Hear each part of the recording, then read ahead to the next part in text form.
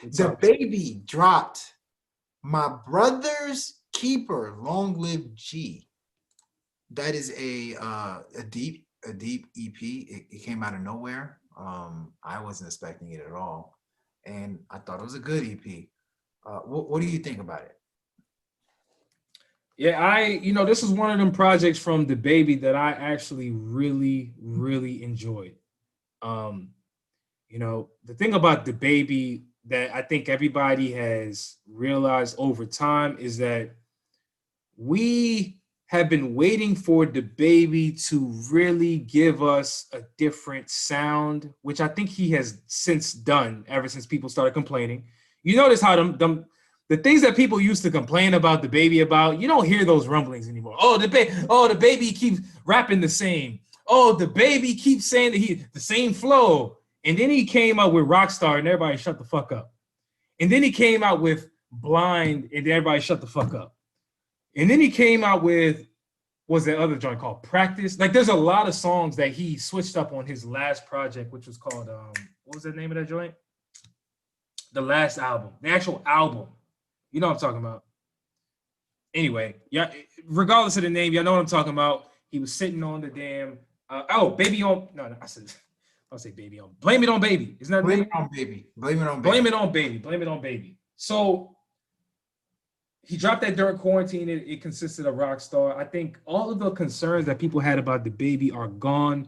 And I think that the baby has now settled into where it feels like he wants to be musically. Like some of these songs really, really are good, man. Like some of my favorite songs on this project are Gucci Peacoat, which I thought was a really deep song, catchy as well, about how he was talking about his experiences of trying to get people to vote in his hometown of Charlotte, North Carolina. You know what I'm saying? He was working the polls wearing a Gucci P coat. Meanwhile, his brother had just committed suicide. And so that's who he mean when he says long live G, he's talking about his brother. I thought the song it was just so catchy, but the baby finally gave us more than just a verse or more than just one song full of the introspection that I think always is going to set an artist apart from the pack. When you start dealing with a rapper, it's one thing to talk about the trap. It's one thing to talk about the violence. It's one thing to talk about all the things that everybody expects you to talk about. But when you're able to talk about real things that are affecting your real life and make it come to life like he did in such a short amount of time on this EP, bro, I'm impressed. I'm impressed. Like, and I didn't set out to really love this project, but digesting it, it really hit me in a good way. Like I said, I like Gucci Peacoat. I like the intro, my brother's keeper. I like the last song, More Money, More Problems. I like the song Handgun with No Cap and Polo G.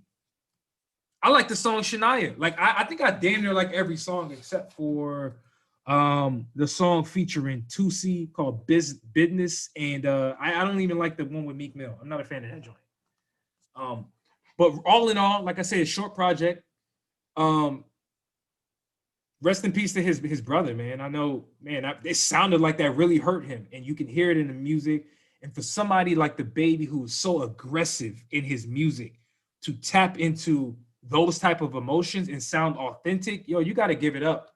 Not only for that, but the fact that I think he delivered on the music. So I like it. I thought it was a good project. Okay, that's fair. Um, I'm gonna go a different angle with this whole thing.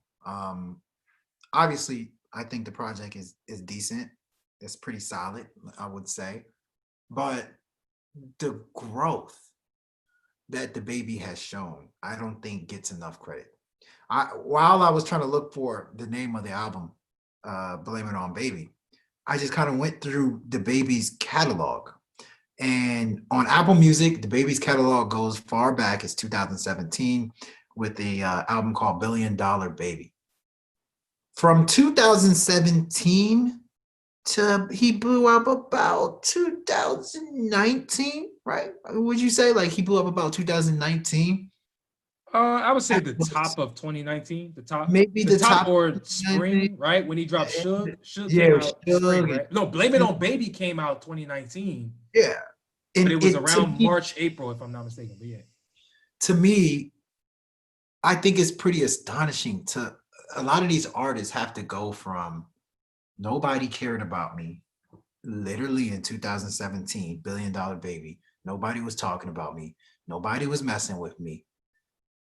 To about 2 years later, I'm on a Dua Lipa song. I am on every single person that is Poppin's album. I am nominated for a Grammy. Just 2 years ago, nobody cared about my music.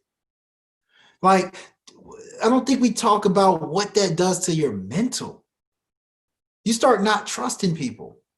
Your life is now put in the damn media for people to see every single second. You get criticized for things that I did in the past, and now you're talking about, oh, your flows are old. Oh, you need to switch things up. Oh, you rap over the same beats.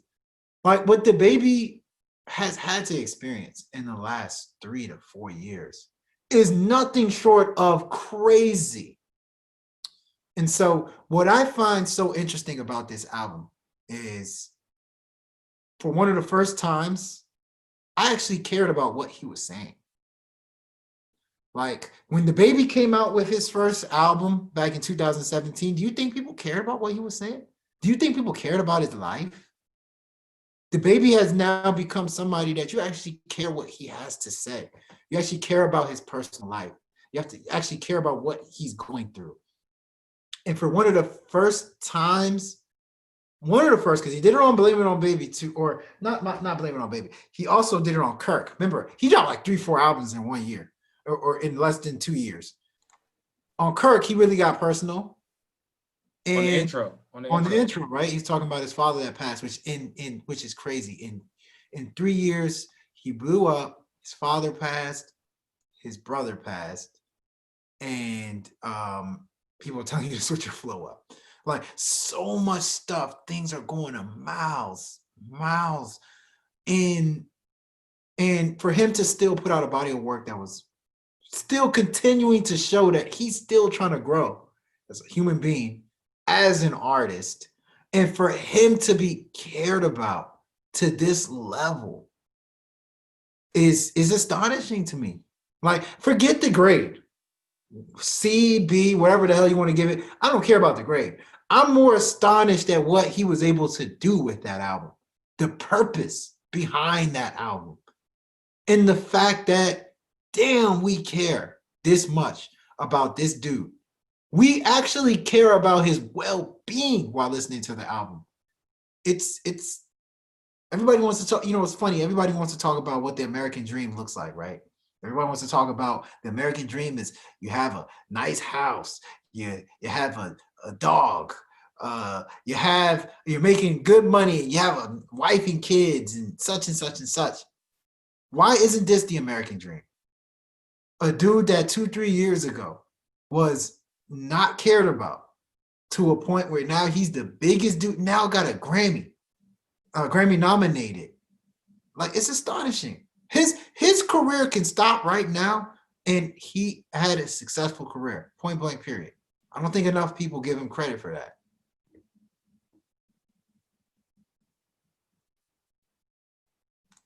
Yeah, that's real. That's real, man.